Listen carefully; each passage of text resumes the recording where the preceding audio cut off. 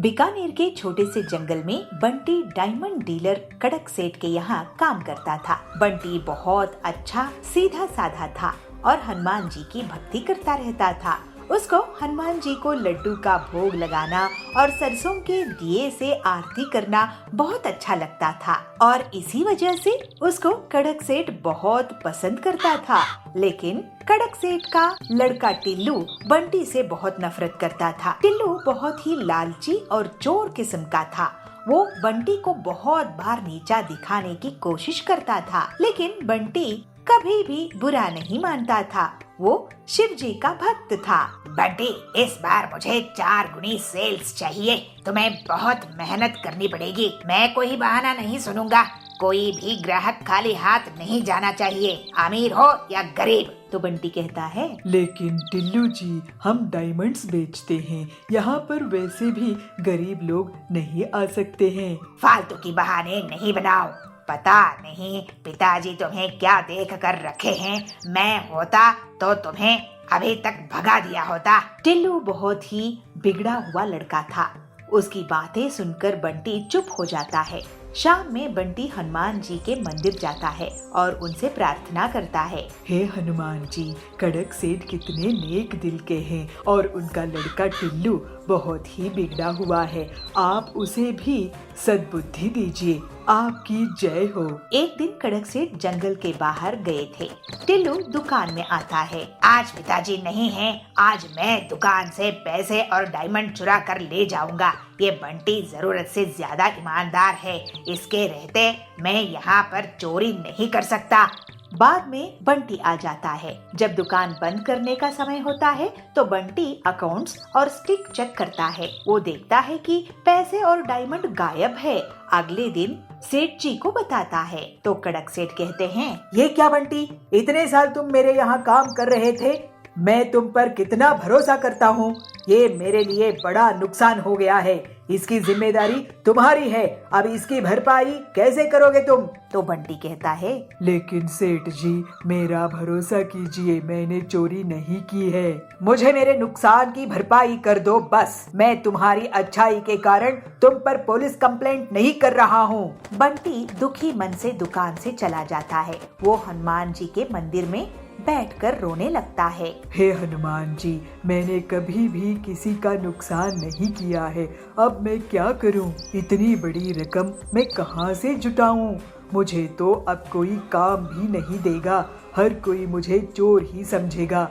असल में टिल्लू चोर है, लेकिन मैं कैसे कड़क सेठ को बताऊं? उसका रोना सुनकर हनुमान जी वहाँ प्रकट हो जाते हैं। दुखी मत हो बंटी बेटा, तुम तो बहुत नेक दिल के हो।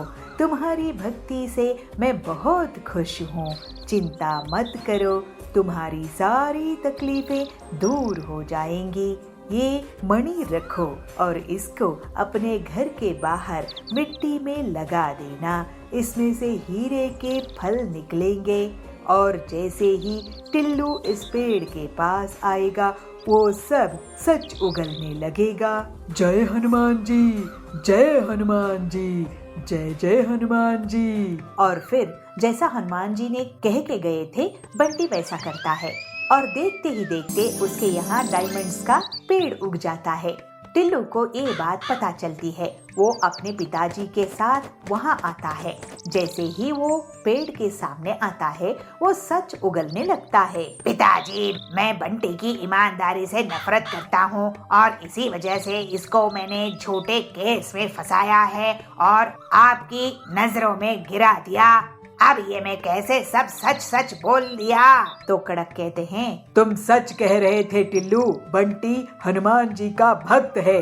अब उसकी भक्ति की असर से ही तुम खुद मान गए कि असली चोर तुम हो। मुझे माफ कर दो बंटी। मैंने तुम जैसे नेक दिल वाले हनुमान भक्त पर शक किया।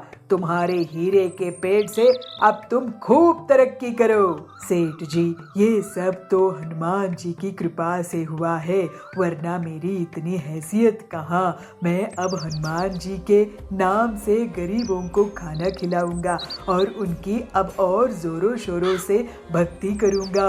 फिर बंटी पूरी ईमानदारी के साथ काम में जुट जाता है और हनुमान जी की कृपा से उसका जीवन अब हमेशा के लिए सुधर जाता है।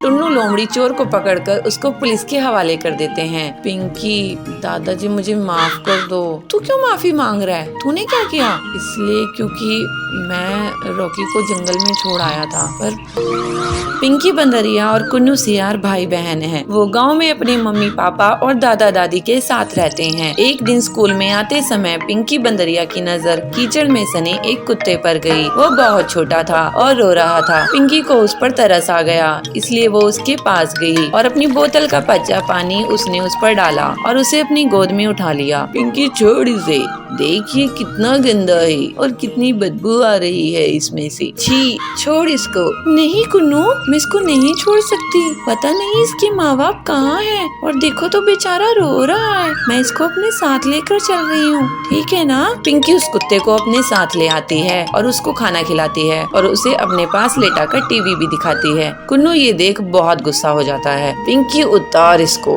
ये हम दोनों का बेड है ना, तूने इसको कैसे बिठाया? उतार इसको अभी, कितना गंदा है ये, नाली में रहता है, उतार इसको। कुन्नू, ये छोटा सा ही तो है, जरा सी जगह ले लेगा तो क्या हो जाएगा? कुन्नू अब और गुस्सा हो जाता है और मन ही मन सोचता है, इस कुत्ते की वजह से मेरी बहन मुझे पराया कर रही है और मेरी चीजें भी छीन कर इसे दे रही है। इसका तो कुछ करना होगा, नहीं तो ये धीरे धीरे मुझसे सब कुछ छीन लेगा। पिंकी उस कुत्ते का नाम रॉकी रखती है। रॉकी के परिवार के बाकी लोग भी रॉकी से बहुत प्यार करने लगते हैं, पर कुन्नू अभी भी उसे घर से निकालने की तरकीबें सोचता रहता है। एक दिन वो रॉकी की पूंछ में पटाखे जलाने ही वाला था कि तभी वहाँ उसकी माँ चुनमुन नीलगाय आ गई। कुन्नू, ये तुम क्या कर रहे हो? उस बच्चे की पूंछ पर पटाखे क्यों जला रहे हो? कोई तुम्हारे साथ ऐसा करेगा तो कैसा लगेगा? छोड़ो उसको, लाओ मुझे दो। चुनमुन से डांट खाने के बाद भी कुन्नू नहीं सुधरता और फिर एक दिन रॉकी के खाने में मिर्ची डाल देता है। रॉकी वो दूध पीता उससे पहले ही उसके दादा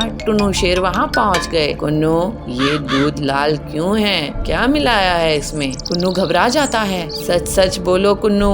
नहीं, कुछ भी नहीं दादाजी, वो तो ऐसे ही हो गया। मैं जानता हूँ तुम रॉकी को जरा भी प्यार नहीं करते हो और उसे घर से निकालना चाहते हो, पर बेटे ये बेचारा भी बहुत छोटा है, तो जानता भी नहीं कि तुम इसके साथ क्या क्या कर रहे हो। इसलिए ये सब छोड़ो और उसके साथ प्यार से पेश आओ, ठीक है? दादा के समझाने पर भी कुन्नू नहीं समझता और फिर एक रात वो रॉकी को लेकर जंगल में चला जाता है और उसे कहीं दूर छोड़ाता है और घर आकर सो जाता है। अब उस रॉकी को मैं ऐसी जगह छोड़ कर आया हूँ जहाँ से वो चाह कर भी वापस नहीं आ सकता और मैं जीऊंगा चैन की जिंदगी। अंधेरी रात हो चुकी थी, घर में सब सो चुके थे कि तभी एक लोमड़ी चोर उनके घर में घुस जाती है और एक एक करके घर का सारा कीमती सामान चुरा लेती है। पर जैसे ही वो घर के बाहर कदम रखती है वैसे ही रॉकी भौंकने लगता है और घर वाले सारे लोग जाग जाते हैं। तब तक रॉकी लोमड़ी चोर को हिलने तक नहीं देता। अच्छा, तो ये चोर हमारे घर में चोरी करने आया था। शाबाश रॉकी, अगर आज तुम नहीं होते पता नहीं क्या हो जाता। टुन्नू लोमड़ी चोर को पकड़कर उसको पुलिस के हवाले कर देते हैं। पिंकी, दादाजी मुझे माफ कर दो। तू क्यों माफी मांग रहा है? तूने क्या किया? इसलिए क्योंकि मैं रॉकी को जंगल में छोड़ आया था, पर पता नहीं ये वापस कैसे आया। यही तो खासियत है मेरे दोस्त की। रॉकी, मुझे माफ कर दे प्लीज। सॉरी यार, अब हम दोस्त बन सकते हैं, तू दोस्ती करेगा मेरे से? रॉकी अपना एक पैर आगे बढ़ाता है और अब दोनों के बीच दोस्ती हो जाती है। रॉकी कुन्नू का भी दोस्त बन जाता है और फिर सब खुशी खुशी रहते हैं। मन चाहे वरदान लो। हमें यही वरदान चाहिए। आप अपना वरदान वापस लीजिए। मेरी मति भ्रष्ट हो गई थी। गोंडा नाम की राज्य में सूरजभान नाम का एक राजा राज करता था। उसके एक बहुत ही सुंदर पुत्र था जिसका नाम था स्वर्णपुत्र। सूरजभान अपने पुत्र से बहुत प्रेम करता था, मगर उससे भी ज्यादा वो प्रेम करता था स्वर्ण पे, इसीलिए अपने पुत्र का नाम भी स्वर्णपुत्र रखा था। उसके खजाने में सोने का भंडार था, उतना सोना दुनिया के किसी भी राजा के खजाने में नहीं था। इसके बाद भी खजाने में जितना सोना बढ़ता, सूरजभान की सोने की लालच भी अधिक होती जा रही थी। उसका दिन का अधिकांश समय खजाने में ही निकला जाता था। सोने की लालच की वजह से अक्सर वो अपने पुत्र को अनदेखा करता था। खजाने की वो कोना खाली पड़ा है, उसको भी सोने से भर देना है। मंत्री जी, इस बार की फसल के कर और एक सोने का सिक्का बढ़ा दो। जी हाँ प्रभु, अगर मगर कुछ नहीं। अरे प्रभु, इतनी फसल तो आए जो वो कोना भर दे। मंत्री की बात सुन के राजा को लगता है कि यह काम नहीं करने वाला है, मगर उसकी सोने की लालच इतना बढ़ गया था कि वह अन्न जल त्याग कर ईश्वर की कठोर उपासना में लग गया। उसकी तपस्या से प्रसन्न ईश्वर दर्शन देते हुए कहते हैं, बोलो वत्स, मन चाहे वरदान लो, क्या चाहिए तुम्हें? हे भगवान, मुझे ये वरदान दे कि मैं जिस किसी वस्तु को भी छूऊं वो सोना बन जाए। ईश्वर को सूरजभान की लालच समझ में आ गई थी। वरदान देने से पूर्व उन्होंने आगाह किया, राजन, वरदान मांगने से पहले अच्छी तरह से सोच विचार कर लिया है? तो सूरजभान संपूर्ण श्रद्धा से और विनम्र होके कहते हैं, हे ईश्वर, मैं इस विश्व के सबसे बड़ा धनी राजा बनना चाहता हूँ। हमने संपूर्ण सोच विचार कर लिया है, हमें यही वरदान चाहिए। इसकी लालच की बुद्धि सही होने वाली नहीं है, ये शंकर भगवान को पता चल गया और वो तथास्तु कहते हुए वहाँ से गायब हो गए। राजा सूरजभान यह वरदान पाकर खुशी से पागल हो गया था। दूसरे ही दिन सोकर उठने के उपरांत अपनी शक्ति परखने के लिए उसने अपने पलंग को छूकर देखा। वह पलंग सोने का बन गया। सूरजभान बहुत खुश हुआ। दिन भर वह सुध-बुध खोकर अपनी महल की हर चीज को सोने में परिवर्तित करने में जुट गया। उसे अपनी खान पान तक की चिंता नहीं थी। शाम को सूरजभान थक गया था, उसे जोरों से भूख भी लगी थी। अपने सेवकों को भोजन परोसने के लिए कहता है। जैसे ही सूरजभान भोजन को हाथ लगाता है, वह सोना बन जाता है। अब सोने को तो खा नहीं सकते, तो गुस्से से तिलमिलाते हुए वो उठकर बाहर आ जाता है। ऐसे ही टहलते हुए अपने उद्यान में जा पहुंचता है। वहाँ वह देखता है अपना छोटा बेटा स्वर्णपुत्र वहाँ खेल रहा है। उसकी खेल कूद देखकर राजा की मन में पुत्र वात्सल उमड़ कर आता है। कुछ क्षणों के लिए अपनी भूख भी भूल जाता है।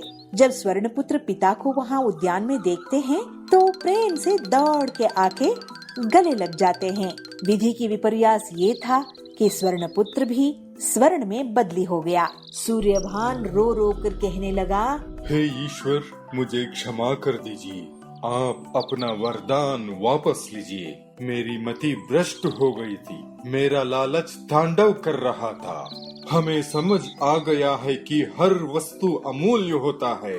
हमारे लिए सबसे अमूल्य तो हमारा पुत्र स्वर्ण पुत्र है।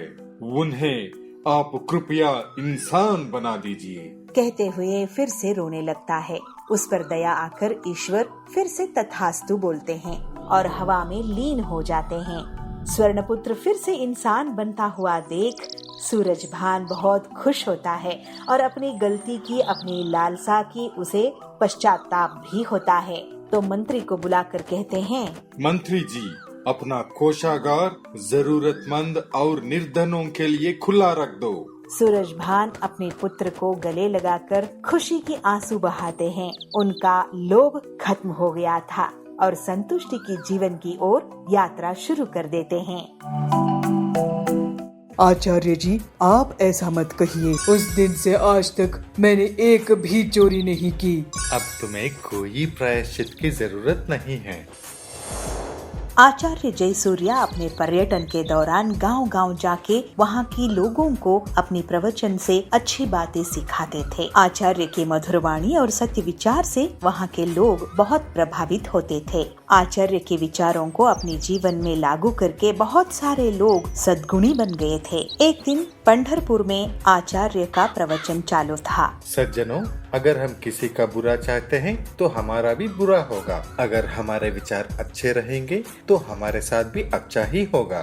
कितना सीधा साधा है यह विचार। आचार्य की प्रवचन चालू था तो तभी वहाँ पे एक आदमी आके पहुँच जाता है और आचार्य की पैर पे साष्टांग नमस्कार करते हुए यह कहता है, आचार्य जी, मुझे बचा लीजिए, मैं तो आपकी शरण में आ गया हूँ। अरे मैं कौन होता हूँ तुम्हें बचाने वाला? हम सब की रक्षा तो परमेश्वर करता है। आचार्य जी, आप ऐसा मत कहिए। हमने देखा है आपकी वाणी से बहुत सारे लोग अपनी जिंदगी संवार चुके हैं। सब आपकी नाम की जपमाला जपते हैं। अच्छा बंधु, आपका समस्या क्या है बताओ। मैं एक डकैत हूँ। तभी सभा में बैठे सारे लोग एक दूसरे के कानों में खुसर पुसर करने शुरू कर देते हैं। अरे मैंने तो सोचा ही नहीं था कि ये डाकू है। अरे मैं सोच रहा था मेरी अंगूठी कहाँ गई, इसी ने चुराया होगा। अरे ये डकायत अगर हमारे गांव में आ गया तो किसी की खैर नहीं। लोगों की खुसर पुसर सुनते ही वह डकायत बोलता है, अरे मैंने जिंदगी बहुत देख ली है आचार्य जी, मुझे कुछ अच्छा नहीं लग रहा है। मैंने लोगों को लूट कर जमाया हुआ धन मुझे रात को नींद नहीं करने दे रहा है। अरे तुम्हारे कर्मों का तुम्हें पश्चाताप है तो तुम्हारी समस्या क्या है? आचार्य जी, मैं ये सब छोड़ के सीधी साधी जिंदगी जीना चाहता हूँ, इसीलिए आपकी शरण में आया हूँ, मुझे मार्गदर्शन कीजिए। आचार्य डकायत की दुविधा समझते हैं और उसे कहते हैं, अरे वो तो बहुत ही आसान है। आज से अपना कुकर्म छोड़ दो और ये मन में ठान लो और उसी के पथ पे चल पड़ो। धन्योस्मि आचार्य जी, जो आपने कहा मैं उसी पथ पे चलूंगा। आचार्य जी अपने प्रवचन उस गांव में खत्म करके दूसरे गांव, तीसरे गांव ऐसे ही पर्यटन करते रहे। तो एक दिन वही डकायत फिर से आचार्य जी से मिलता है। आचार्य, आपने जो कहा था उस रास्ते पे चलने की मैंने बहुत कोशिश की, मगर क्या करे, मेरे हाथों को चोरी करने की आदत हो गई है, छूट ही नहीं रही है। आचार्य, कोई दूसरा उपाय बता दीजिए ताकि मैं भी अच्छा इंसान बन के जिंदगी बिता सकूं। आचार्य हंसते हुए कहते हैं, अच्छा ये बात है, तुम आदत से मजबूर हो तो ठीक है, तुम हर दिन अपने ही काम करते रहना, मगर तुम जो भी काम करोगे उसे मेरे प्रवचन में आके बताते रहना, तब तुम्हें कोई पाप नहीं लगेगा। आचार्य की बात को सुन के डकायत को अच्छा लगा तो कहता है, अरे ये तो आसान है, मैं चोरी भी करूंगा मगर पाप भी मुझे नहीं लगेगा। आज से ही मैं जो भी चोरी करूंगा आपके प्रवचन में आके सबको बता दूंगा। ऐसे कह के डकायत वहाँ से निकल जाता है और कितने ही दिन बीत गए मगर डकायत वापस नहीं आता है आचार्य के पास। तभी अचानक एक दिन आचार्य के शिष्य को उसकी याद आती है और शिष्य कहते हैं, गुरुजी, कितने दिन हो गए लेकिन वो डकायत तो आज तक आपके पास वापस आया ही नहीं, तो इसका मतलब आपका बताया हुए बातों से उसके ऊपर कोई भी प्रभाव नहीं हुआ क्या? ऐसा नहीं है मेरा शिष्य, उस पर प्रभाव हुआ है तभी उसी ने वापस नहीं आया। मेरा कहना है उसने चोरी करना छोड़ दिया होगा, इसीलिए उसने यहाँ नहीं आया है, वरना वो कभी का आ जाता। मगर गुरुजी, ये कैसे हो सकता है? उस डकायत को अपने चोरी करना छोड़ने की लालच थी। चोरी करना बहुत ही आसान है शिष्य, लेकिन उसे सबके सामने ऐलान करना, अपने आप को उससे प्रायश्चित करना बहुत ही कठिन होता है और यह बात उसे समझ में आ गया है और अच्छे काम करने की बातें मेरे पास आके बताने की वजह भी नहीं है और इसीलिए मुझे तो विश्वास है वो डाकू सुधर गया होगा। ऐसे कह के आचार्य अपने शिष्य को विवरण देते हैं और एक दिन आचार्य की प्रवचन चल रही थी तो उसी गांव में रहने वाला वह डकायत आचार्य को मिलने आया और आचार्य से कह रहा है, आचार्य, आपकी वाणी ने मेरे जीवन की पथ ही बदल दी। मैं अब जिंदगी से बहुत खुश हूँ। उस दिन से आज तक मैंने एक भी चोरी नहीं की।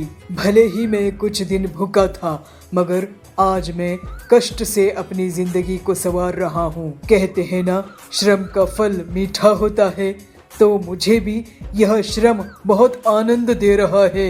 आपके आशीर्वाद मुझ पर सदा ऐसे ही बने रहे आचार्य।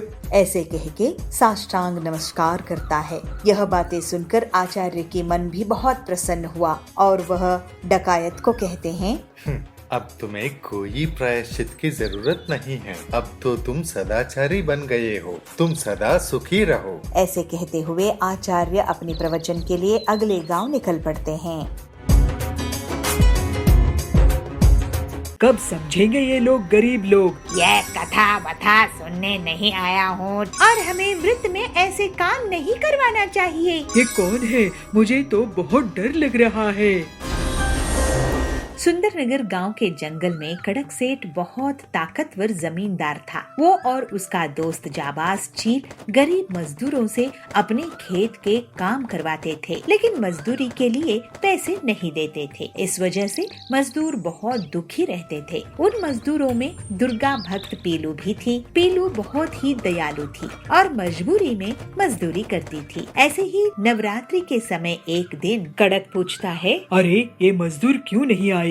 मेरा नुकसान हो रहा है। खेती का काम बहुत महंगा होता है। कब समझेंगे ये लोग गरीब लोग? तो जाबाज कहता है, अरे कड़क भाई, ये पीलू है ना, इसने सबको नवरात्रि का व्रत करने के लिए कह रखी है। इसी वजह से ये सब कमजोर हो गए हैं। पीलू को पकड़ कर ले आओ और उसी से पूरी मजदूरी करवाऊंगा। उसका जो भी साथ दे उसे भी भूखे पेट मजदूरी करवाएंगे।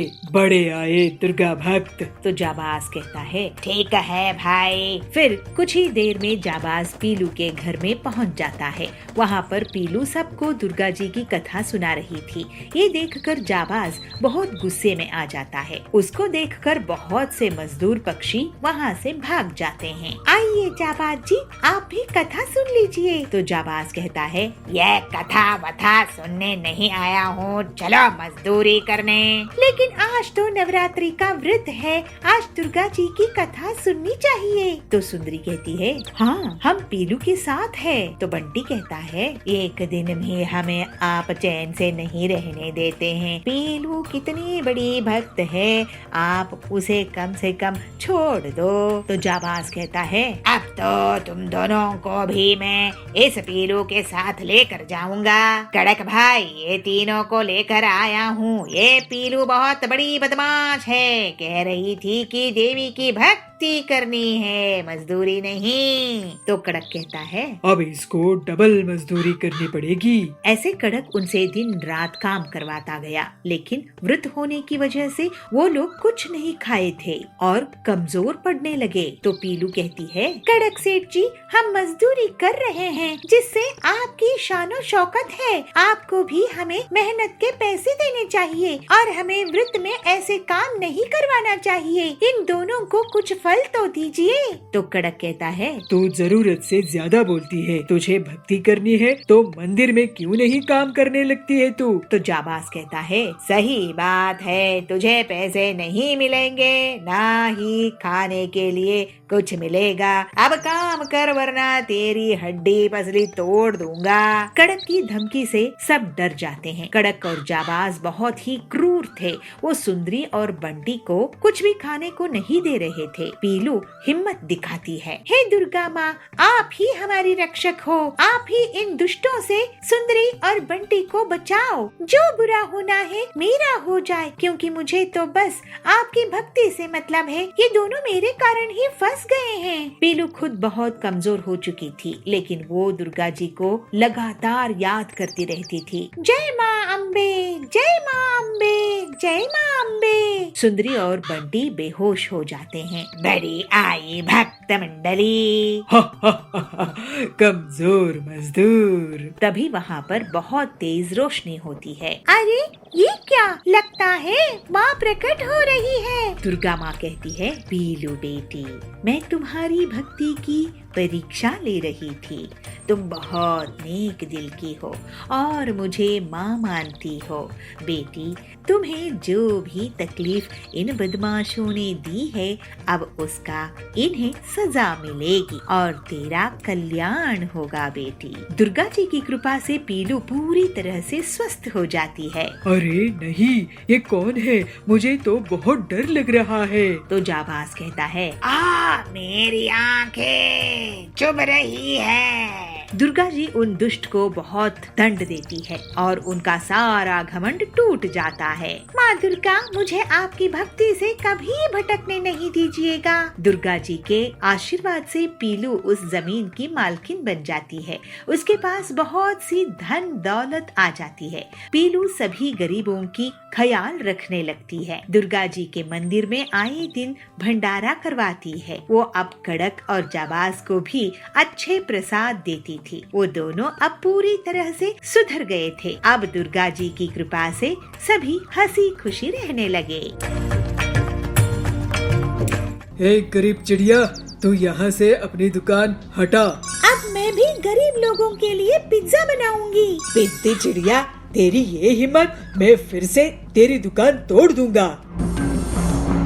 टॉली नगर के जंगल में कड़क सेठ पिज्जा की बड़ी सी दुकान चलाता था। उसी की दुकान के सामने पीलू सस्ता दाल चावल बेचा करती थी। ये बात कड़क को बिल्कुल पसंद नहीं थी। एक गरीब चिड़िया उसकी दुकान के सामने अपनी दुकान लगाए। एक दिन कड़क अपने आदमियों के साथ पीलू के पास जाता है। हे गरीब चिड़िया, तू यहाँ से अपनी दुकान हटा। तेरी गरीब दुकान के कारण मेरे इस शानदार पिज्जा शॉप का शो खराब हो रहा है। कड़क सेठ जी, आपका और मेरा क्या मुकाबला है? आपकी इतनी बड़ी दुकान है, अमीर लोग वहाँ आते हैं। मैं छोटी सी गरीब चिड़िया, मेरी दुकान में गरीब लोग ही आते हैं। और वैसे भी मेरी दुकान आपके पिज्जा शॉप से बहुत दूर है। मुझे ज्ञान देती है। फिर कड़क और उसके आदमी पीलू की दुकान को तोड़ फोड़ देते हैं। पीलू बहुत दुखी हो जाती है। वो रोने लगती है। हम गरीब लोगों की कोई नहीं सुनता, सिर्फ दाल चावल ही तो बेचा करती थी मैं। इसमें इस कड़क सेठ का क्या नुकसान हो रहा था? लेकिन घमंड के कारण उसने मुझ गरीब की दुकान ही तोड़ दी। पीलू रोते रोते सो जाती है। जब वो उठी है तो देखती है कि कड़क सेठ और उसके आदमी उसका मजाक उड़ा रहे हैं। ये देखकर वो बहुत गुस्से में आ जाती है। अब मैं भी गरीब लोगों के लिए पिज्जा बनाऊंगी, ऐसे ठान लेती है। ऐसा सोचकर पीलू अपनी टूटी हुई दुकान के सामान को फिर से इकट्ठा कर लेती है और तवे में पिज्जा बनाने लगती है। कुछ गरीब चिड़िया वहाँ आती है। अरे पीलू बहन, तुम भी पिज्जा बना रही हो? ये तो हम खा ही नहीं पाएंगे, बहुत महंगे होते हैं ना ये, अमीर लोगों का खाना है ये। नहीं बहन, मैं पिज्जा सस्ते दामों में ही दूंगी और इतनी टेस्टी कि अमीर भी इसको खाने आएंगे। फिर थोड़े ही दिनों में पीलू का पिज्जा बहुत फेमस हो गया और गरीब लोगों के साथ अमीर भी उसकी दुकान में आने लगे। एक दिन पीलू के घर के पास दबंग जाबाज पहुंचता है। पीलू, मैं तुम्हारी दुकान में नहीं आ पाया, लेकिन मुझे तुम्हारा पिज्जा खाना है। लेकिन अगर मुझे पिज्जा पसंद नहीं आया तो मैं तुम्हें पैसे नहीं दूंगा। मैं आपको अभी एक पिज्जा बना कर देती हूँ। जाबाज जी, आपको जरूर पसंद आएगा। जाबाज को पीलू के पिज्जा बहुत पसंद आते हैं और वो उसकी तारीफ करके उसको पैसे देकर चला जाता है। इसको देखकर कड़क गुस्से में आ जाता है और फिर से अपने गुंडों के साथ पीलू की दुकान तोड़ने जाता है। पिद्दी चिड़िया, तेरी ये हिम्मत, मैं फिर से तेरी दुकान तोड़ दूंगा। लेकिन तभी वहाँ पर जाबाज आ जाता है और अकेले ही कड़क और उसके गुंडों को पिटाई कर देता है। अरे भागो, जाबाज से तो कोई नहीं बच सकता। इसके बाद जाबाज के डर से कड़क जंगल छोड़कर भाग जाता है और पीलू अपनी मेहनत और लगन के कारण पिज्जा की बड़ी सी दुकान खोल लेती है। लेकिन फिर भी गरीब लोगों को वो सस्ते दामों में ही पिज्जा बेचा करती थी। इस तरह से पीलू हंसी खुशी रहने लगती है। सुनो पिद्दी चिड़िया, तुम्हें पता है मैं कितना खतरनाक हूँ। जो भी मेरा काम करने से मना करता है उसको मैं मिटा देता हूँ। एक जंगल में पीलू चिड़िया अपने पति बबलू के साथ रहा करती थी। ऐसे ही एक बार गर्मी के मौसम में पीलू को 2 अंडे होते हैं। दोनों पति पत्नी उन अंडों का बहुत अच्छे से ख्याल रखते हैं। एक बार पीलू अपने पति से कहती है, सुनिए बहुत गर्मी बढ़ रही है, हम लोग ने तो कैसे भी घास फूस के इस घोंसले में अपना जीवन काट लिया, हम तो गर्मी सह लेते हैं, लेकिन इन अंडों का क्या होगा? इतनी गर्मी में हमें अपने बच्चों का ख्याल रखना चाहिए, हमारे बच्चों को गर्मी नहीं सताए, इसके लिए हमें कुछ उपाय करना चाहिए। बबलू कहता है, तुम ठीक कह रही हो पीलू, लेकिन मुझे समझ नहीं आ रहा है कि इस बार इतनी गर्मी से बचने के लिए मैं क्या करूं, लेकिन फिर भी मैं कुछ ना कुछ उपाय जरूर करूंगा। तुम चिंता मत करो, लेकिन अगर तुम्हें कुछ ख्याल आए तो मुझे जरूर बताना। इस तरह दोनों गर्मी में अपने बच्चों को लेकर परेशान थे। वे नहीं चाहते थे कि उनके बच्चों को कोई भी परेशानी हो। ऐसे ही कुछ दिन बीत जाते हैं और फिर उन अंडों से 2 बच्चे बाहर आते हैं। पीलू और बबलू अपने बच्चों को देखकर बहुत खुश थे। अरे पीलू, ये तो बहुत सुंदर सुंदर बच्चे हैं, ये देखो, ये तो बिल्कुल तुम पर गया है। एक बार बबलू भोजन की तलाश में जा रहा था, तभी उसे एक तालाब दिखाई देता है। बबलू वहाँ जाकर थोड़ी देर बैठ जाता है। अरे वाह, यहाँ कितनी अच्छी ठंडी ठंडी हवा चल रही है, गर्मी का तो यहाँ पर नामो निशान नहीं है, मैं अभी जाकर पीलू को बताता हूँ। ऐसा सोचकर बबलू अपने घर की ओर चला जाता है। बबलू खुशी खुशी ये बात पीलू को बताता है। पीलू ये बात सुनकर बहुत खुश होती है। पीलू कहती है, ठीक है जी, मैं कल ही आपके साथ उस जगह को देखने चलूंगी। अगले दिन दोनों पति पत्नी उस तालाब की ओर चले जाते हैं। तालाब के पास पहुंचकर पीलू कहती है, आपने बिल्कुल ठीक कहा था जी, यहाँ पर तो बहुत ही ठंडक है। पीलू आसपास देखती है तो उसे एक मिट्टी का ढेर दिखाई देता है, जिसे देखकर वो खुश हो जाती है। अरे पीलू, मिट्टी देखकर क्यों खुश हो रही हो? अजी, आपको पता है क्या, मिट्टी का घर बहुत ठंडा रहता है। मैं इस मिट्टी से एक मटकी बनाऊंगी जिसके अंदर हम अपना घर बनाएंगे। उसकी बात सुनकर बबलू कहता है, वाह पीलू, तुम्हारे दिमाग का तो जवाब नहीं, ये बहुत अच्छा आइडिया है। फिर दोनों मिलकर मटके का घर बनाते हैं और अपने बच्चों के साथ मिलकर तालाब के किनारे रहने लगते हैं। एक तरफ पीलू अपने परिवार के साथ ठंडे मकान में रह रही थी। पूरे जंगल में सभी पक्षी गर्मी से परेशान थे। एक दिन कालू कौआ तालाब में पानी पीने के लिए जाता है। अरे ये क्या, ये पीलू तो मटके के घर में रह रही है। वो पीलू के घर के पास जाकर उसे आवाज लगाता है, पीलू, ओ पीलू बहन, जरा बाहर तो आना। अरे पीलू बहन, तुम तो बहुत चालाक निकली, यहाँ तालाब के किनारे मटके के घर में रह रही हो और मैं वहाँ बाहर गर्मी में रह रहा हूँ। पीलू बहन, मैं गर्मी से जल रहा हूँ, तुम मेरे लिए भी ऐसा ही मटका घर बना कर दो। अगर तुमने ऐसा नहीं किया तो मैं तुम्हारा मटका घर तोड़ दूंगा। पीलू ये सुनकर डर जाती है। कालू भैया, ये तुम कैसी बातें कर रहे हो? अगर आपको मटका का घर चाहिए तो आप खुद ही क्यों नहीं बना लेते हो? मेरे छोटे छोटे बच्चे हैं, मेरे पास इतना समय नहीं है कि मैं तुम्हारे लिए मटके का घर बना कर दूं। सुनो पिद्दी चिड़िया, तुम्हें पता है मैं कितना खतरनाक हूँ। अगर मुझे तुमने मटके का घर नहीं बना के दिया तो इसका अंजाम बहुत बुरा होगा। जो भी मेरा काम करने से मना करता है उसको मैं मिटा देता हूँ। 2 दिनों बाद मैं फिर से आऊँगा, मुझे मेरा घर तैयार चाहिए। इस तरह से पीलू को धमकाकर कालू वहाँ से चला जाता है। पीलू सोचती है, अरे अब मैं क्या करूँ, ये कालू ने तो मुझे मुसीबत में डाल दिया है। पीलू मिट्टी इकट्ठा करके कालू के लिए मटकी का घर बनाती है। 2 दिनों बाद कालू फिर से उसके पास जाता है। क्यों रे पीलू, क्या तूने मेरे लिए मटके का घर बनाया कि नहीं? पीलू कहती है, हाँ कालू भैया, वो देखो, वो रहा तुम्हारा मटके का घर। फिर कालू अपने मटके के घर में जाकर बहुत खुश हो जाता है। कालू सोचता है, अरे वाह, इस मटके के घर में कितनी ठंडक है। अगर मैंने इस चिड़िया को डराया नहीं होता तो ये मेरे लिए मटके का घर नहीं बनाती। लेकिन जब सभी पक्षियों को पता चलता है कि कालू ने पीलू को डराकर अपना घर बनवाया तो वे नाराज हो जाते हैं और कालू को धमकाते हैं।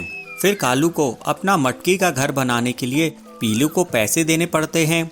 कुछ समय बाद सभी पक्षी पीलू से पैसे देकर मटकी का अपना अपना घर बना लेते हैं। इस तरह से पीलू सबके लिए मटके का घर बनाकर बहुत खुश होती है। इससे उसकी आमदनी भी हो जाती है। फिर वे सब गर्मी के मौसम में खुशी खुशी रहते हैं।